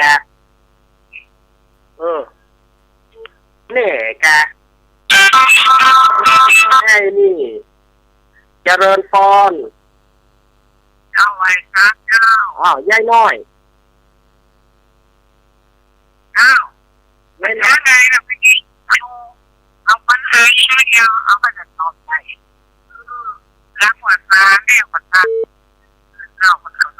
อา นเลิกคนเลิกย่ายหน่อยย่ายหน่อยย่ายหน่อย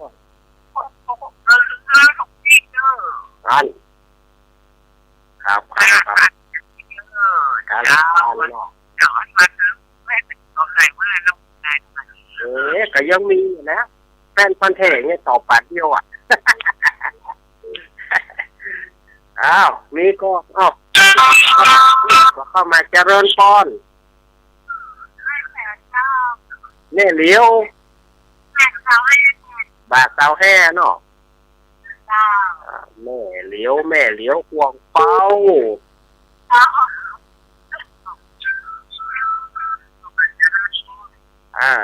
อยู่ดีมีซุกเนอะแม่เหลียวแม่เหลียวโอ้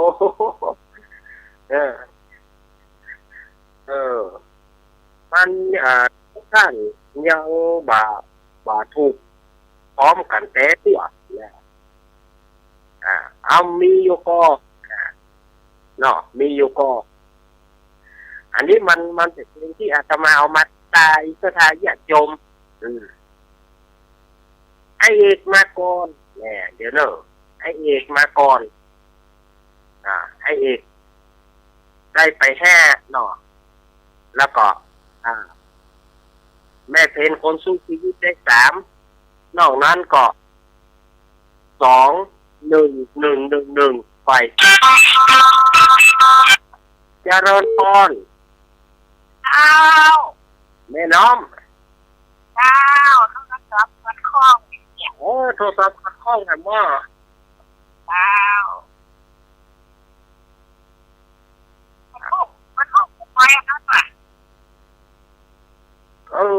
ร่างกายก็บ่เต็มร้อยเกือบแม่น้องเฮ้ยเขาปล่อยพูดร่างกายบ่เต็มร้อยเจ้าแม่เฮ้ยเต็มร้อยมั้งบ่เต็มร้อยแน่อันเนี้ยถ้าว่าต้นมีการเมื่อวานนี่จะเป็นการต้นเมื่อคืนพวกกันเนี่ยแล้วว่ามันถูกทุกวันกันเลยวันพุธนี้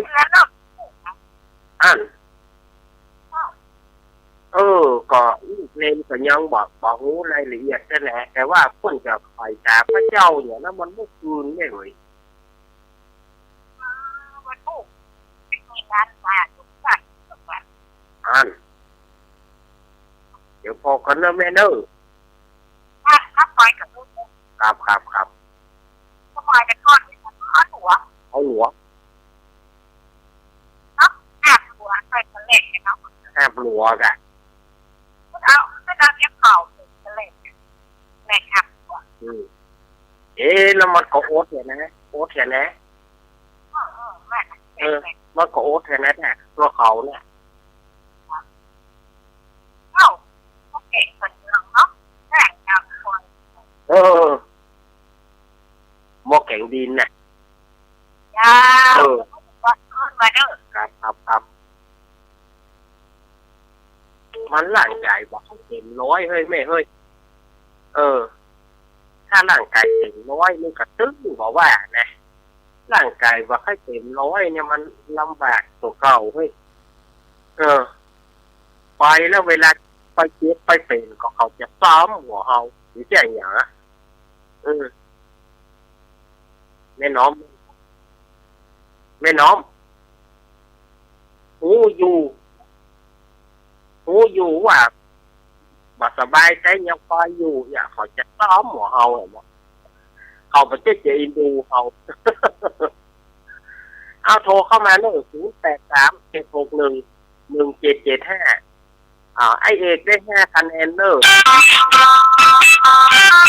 อัดลงไปเนาะอย่าเริ่มป้อนแม่ตุ๊กเกี้ยวแม่ตุ๊กเกี้ยวดูแลสุขภาพไว้นักเด้ออากาศมันหนาวมันเย็นนะมันร้อนมันเย็นหน้ากากดูแลสุขภาพก็ดีๆเด้อมาให้มันดีล้วงน้อยไอ้เห็นได้ของมันล้มนะแม่ก็ดูแลสุขภาพเอาต้องการตัวเองเยอะๆเด้อ คุณเนอร์ จ้าเป็นห่วงครับขอบคุณ มันหนาวนี่เดือนนี้เจ้ามันดวงแง่มันเป็นหน้าเป็นกลัวมันรุ่นมันชูน นั่นนะตูนให้หัวใส่ มันคือน้ำตลอดปูนเนี่ย น้ำตลอดของพวกหนาวนี่ดูจ้างแล้ว น่ากันเนาะ จ้าดูแลตัวเองเยอะๆจ้า อ้าวขอบคุณเนอร์ เพื่อเด็กที่สุขภาพสมบูรณ์แข็งแรงตลอดปีตลอดไปด้วยเน็ต อ้าวขอบคุณเนอร์แม่สุกเที่ยวเนอร์ เจ้ากลับไปจ้าสาธุเจ้า แม่สุกเที่ยวเจริญพร ไปแสนเจ้าลูกนี้ในโบราณเจ้า แม่บัวลอยตาก็แม่สวย เจ้าแล้วเจ้านี่เป็นเลี้ยงหวานเนาะ อ้าว คุณประมาณตึ้งได้ โอ้แต่ลูกโอ้ แหมยังต้องการเนี่ยเป็นลูกเจ้าเนาะโจนเปิ่นห้ามวันไหนเจ้าฮุกหับแตงฮุกหับได้ชิวนี่เนาะเล่นเนาะ ก็ถึงประเดี๋ยวนี่เดียมนะแม่ เจ้านะว่าถ้าเป็นละอ่อนแบบนี้นี่บางทีจะไปแย่จะไปแย่ที่เนาะ ก็ถึงมาแล้วเนี่ยเขาขึ้นไปขึ้นมาเขาก็เดียมนะขึ้นคันติ้วน้ำขึ้นคันใดเนี่ยโอ้ หากนักพูดต่อด้วยที่ชื่อกันไหน แหมน้ำคู่นี่แก เจ้า ติ้วน้ำเชื่อลานตัวน้อย คนไหนที่นี่ต้องหาเพื่ออาบก ๆโอ้ยสมัยตะกอนนี่แท้ละ เจ้า ซึ่งเขาก็โอ้พี่เล่นน้ำรบอย่าทำมาแต่ก็หยุดในหวานนี่เป็นคำตลอดเจ้า เอายินดีเนอะแม่บัวลอยแม่บัวลอยตาก็แม่สวยโหก็ถึงแม่สวยพวกกันนะกระทายญาติโยมดุมีอยู่ก็มีโทรเข้ามาหนึ่ง นี่ยังพอมาถึงเอามาว่าก็เพราะว่า สมัยก่อนเขาทุกแท้หรอกกระทายญาติโยมถ้าเขาบอกประสบเขาบอกมีประสบการณ์บอกมีประสบในชีวิตที่เขาจะบอกเอามาอู้ความทุกข์ความยากของเขานี่มันเป็นอย่างไรนี่ไหมก่อนฝนก็จะตกน้ำก็บ่มีเนี่ยข้ามมาพ่อแม่เลิกการเลิกงานเจริญพร ในการลุงเน็ตที่พันยอ อุ้ยเฮือน เจ้า อุ้ยเฮือนว่าจะได้อุ้ยเฮือน เป็นไงนะครับ แต่วันปีใหม่เนอะ ทุกสันวันปีใหม่เมื่อกัน เรียนลูกการแต่งงาน นะครับ ทำไปอะไรเนอะ ขอบคุณเนอะอุ้ยเฮือน เจ้าทำแต่งเนเนอะ ขอบคุณ เจ้าเจ้า อุ้ยเฮือนแม่อุ้ยเฮือนบ้านแต่งสองลำปางเฮือนแม่อุ้ยเฮือนขอแข็งแรงเหมือนกันเนอะอุ้ย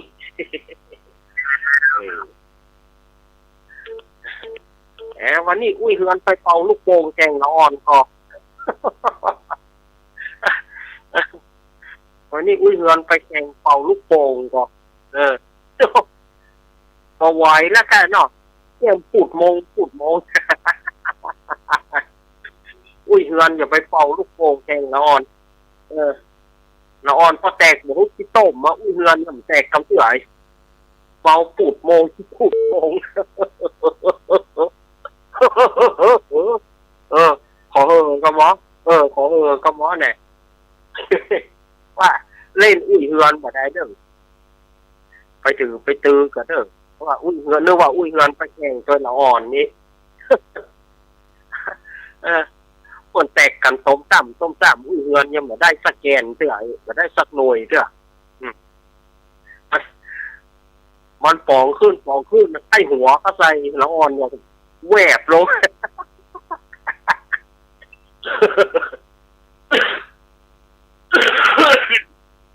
ขออภัยเด้อฝากเองจะเริ่มบอน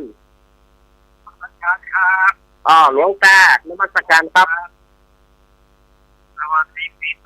เก่าครับนมัสการครับไม่เห็นเจ้าวันนี้ก็ชวนแล้วโอ้ไปเป็นตอนที่ผมสบายถ้าวันนี้มันก็ยังชั่วนะแต่ตอนเช้าน่ะหลวงตาแต่ตอนนี้ผมไม่ได้มาตอนเช้าดูหน้าดูเลยตอนเช้าน่าดูเยอะมากนะครับผมขออาจารย์รักษาที่เขาบอกว่าครับผมน้ำลมไปครับผมฟังอยู่ครับครับผมการครอบหลวงตาโอ้วันนั้นมันจะเที่ยวหาหลวงตาเนี่ยมันข้ามไปก็หลวงตาก็มันบอกข้ามนี่แต่ยังไงแล้วว่าเตี่ยงกับปิกมาพิธีการต้นบาแล้วก็พิธีการต้นแล้วก็เพื่อแล้วก็อยากก็2 โมงนะค่ะก็จะได้ออกมาเนาะเนี่ยมันข้ามไปอ้าวศรัทธาญาติโยมศรัทธาญาติโยมที่ฟังรายการอาตมาอยู่วันนี้อาตมาเปิดสายเจ้าไปแก่เนาะเวลายังเหลือ21 นาทีอยู่เนี่ยเอ้าเปิดโอกาสให้ศรัทธาญาติโยมได้โทรมาเนอะ0837611775 0837611775เอาโทรเข้ามาเนอะพ่อหลวงวินพ่อหลวงวินพ่อบุญธรรม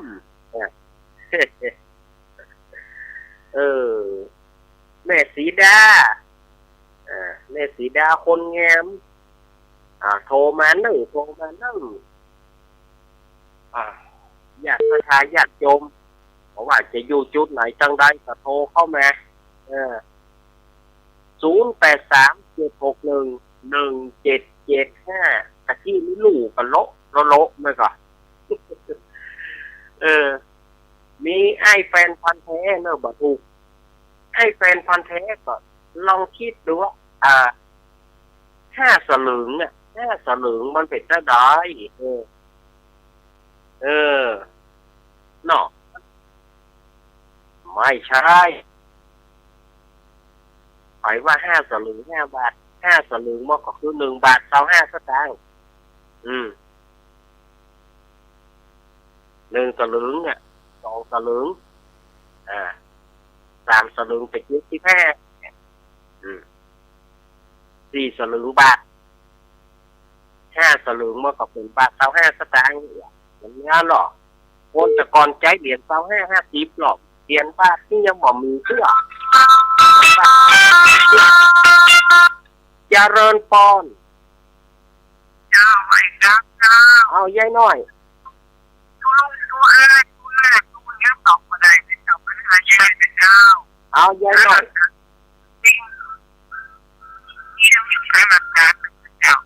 เอาเวลามันละลายเจ้ายายเจ้าเอาวางไปเลยอันนี้ผ่า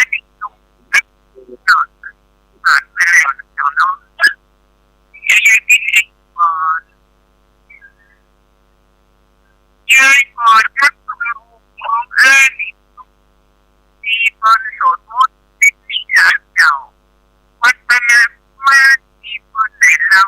ที่ทำเจ้าที่วันจะตายที่ตามาตาออกมาทุกไปยังจะ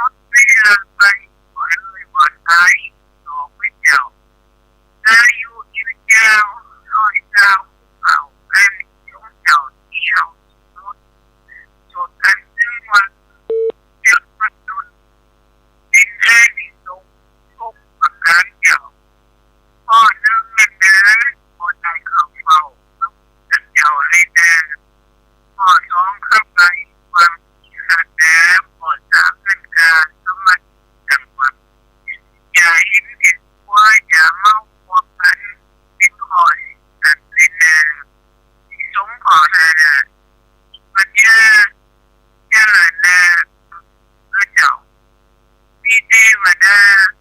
ก็ไม่เฝ้าขอพวกเจ้าเลยนะยายขออุ้ยอ่อนทหารขาดเที่ยวหน้าทุกนายขอเกี่ยวกันรอดปลอดภัยที่มาได้ให้ได้เจ้าคงมีพี่น้องที่ลูกเต่ายังรออยู่เจ้านายเจ้าเอาเป็นใหญ่ๆดื้อเก่งเจ้าตอบได้นะเจ้าไว้นะเจ้า อ้าวขอบคุณยายน้อยยายน้อยยายน้อยเปิ้นว่าการละตานอันใดที่เปิ้นเฮ้อเวลา5 เดือนการละทานอันใดที่พระพุทธเจ้าบัญญัติไว้5 เดือนตั้งแต่ออกพรรษาไปจนถึงเดือน6 เพ็งอันนี้อาตมาก็ยังบ่รู้นะยายน้อยเพิ่นว่าถ้าใครตอบปัญหายายน้อยบ่มีช้อยให้เลือกเด้อยายน้อยว่าบ่มีช้อยให้เลือกแต่ว่าญาติโยมลองตอบเอาเองถ้าใครจะตอบปัญหาของยายน้อยก็ตอบมาเท่าเวลายังมีเนาะว่าการละทานอันใดที่พระพุทธเจ้าบัญญัติไว้ว่าต้นบัญญัติได้ถึง5 เดือนตั้งแต่ออกพรรษาไปถึงเดือน6 เพ็งการละทานอันใดที่พระพุทธเจ้าบัญญัติไว้อันนี้ก็มาก็ยังบ่ฮู้นะก็มาก็บ่ฮู้แต่ว่าศรัทธาญาติโยมพระสงฆ์องค์เจ้าก็ดีครูบาอาจารย์ก็น้อยก็นานฝ่ายที่ตอบได้ก็ตอบมาเลยตอบมาเลยว่าการละทานอะไรอย่างการละอย่างที่พระพุทธเจ้าคนบัญญัติไว้5 เดือนอันนี้ยายน้อยบ่มีช้อยให้เลือกถ้าฝ่ายจะถ้าว่าท่านผู้ใดจะตอบมาเนาะเราตอบมาเนาะตั้งแต่ออกพรรษาถึงเป็นเดือน4ถึงเป็นเดือน4ของภาคใต้เดือน6ของทางเหนือการละอันใดการละทานอันใดที่พระพุทธเจ้าคนบัญญัติไว้ว่าออกพรรษาถึงเป็นเดือน4หรือว่าเดือน6เป็นอันใดท่านผู้ใดผู้รู้ลองตอบมาเนอะอันนี้ปัญหายายน้อยเนอะถ้ามีก็ถ้ามีตอบมาเนอะศรัทธาญาติโยมสาธุชนทั้งหลายถ้ามีตอบมาเพราะว่า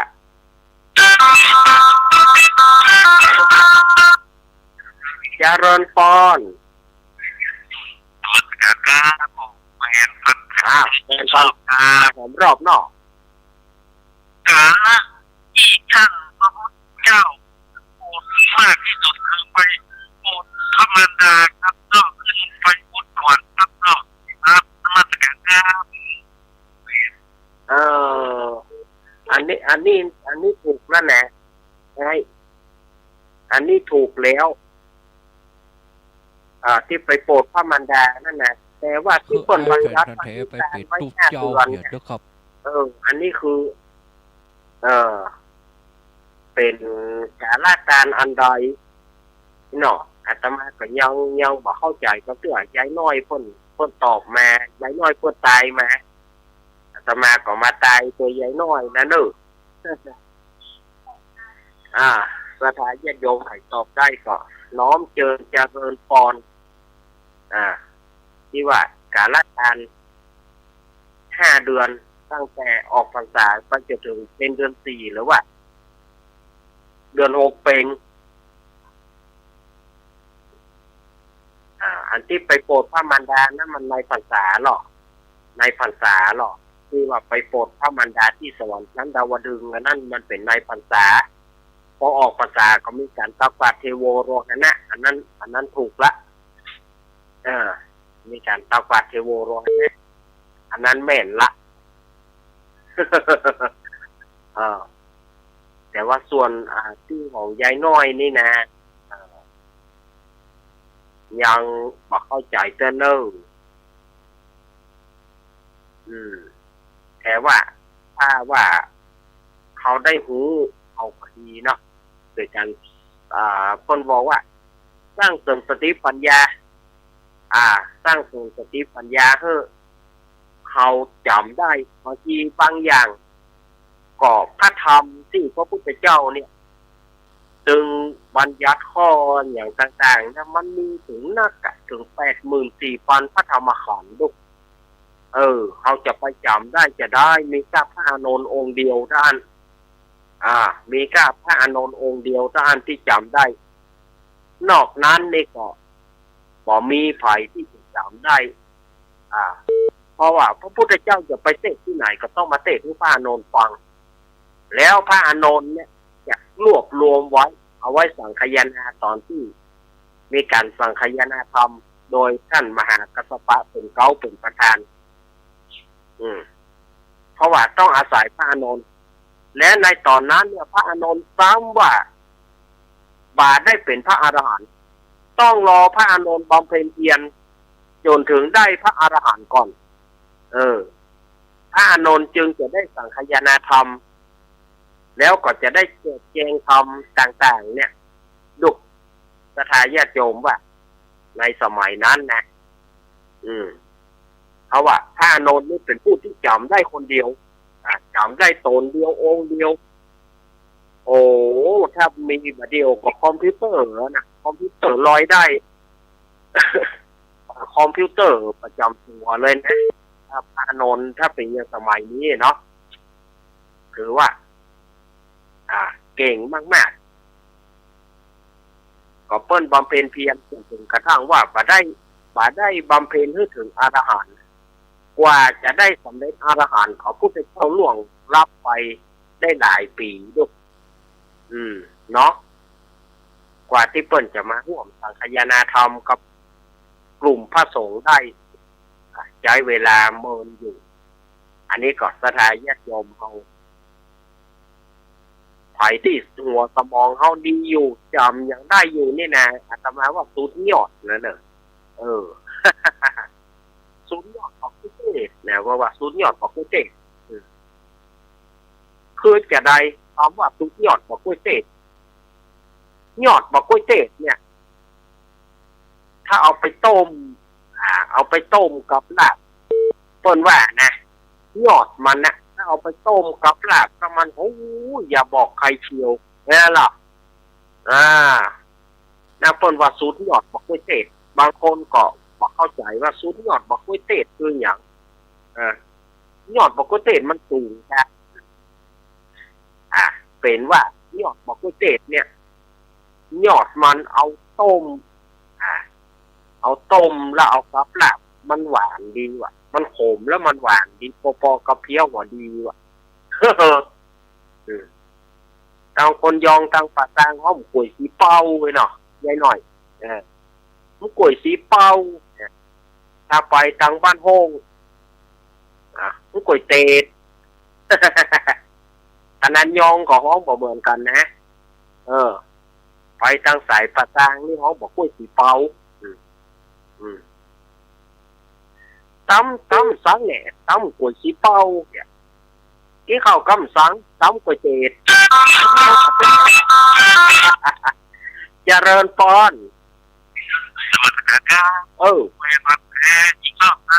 รอบที่3มา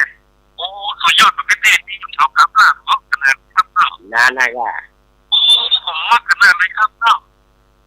ลาบเนี่ยเนาะว่าขนาดเลยครับเนาะเอาครับลาบเอาขนาดครับ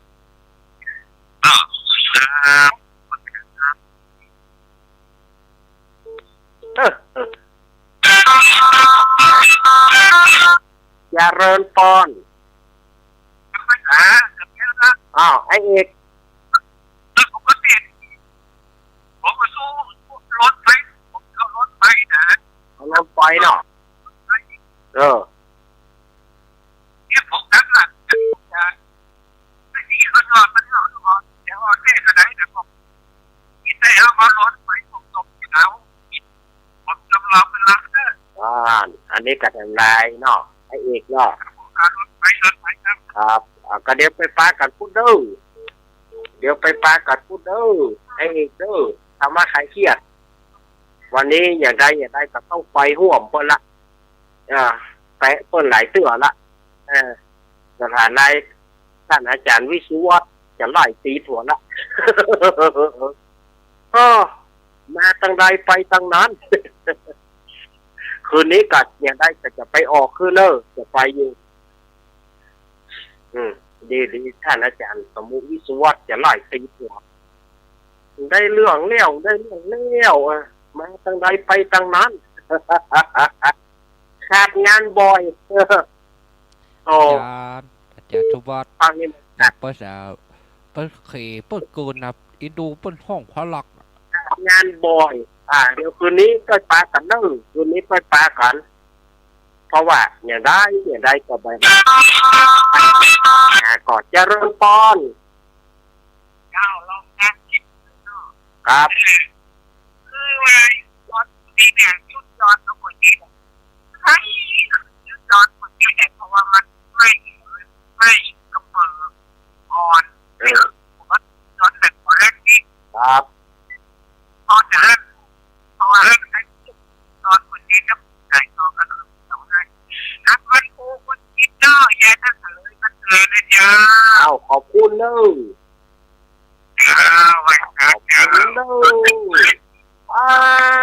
เวลาหมดแล้วก็ได้ญาติโยมเหย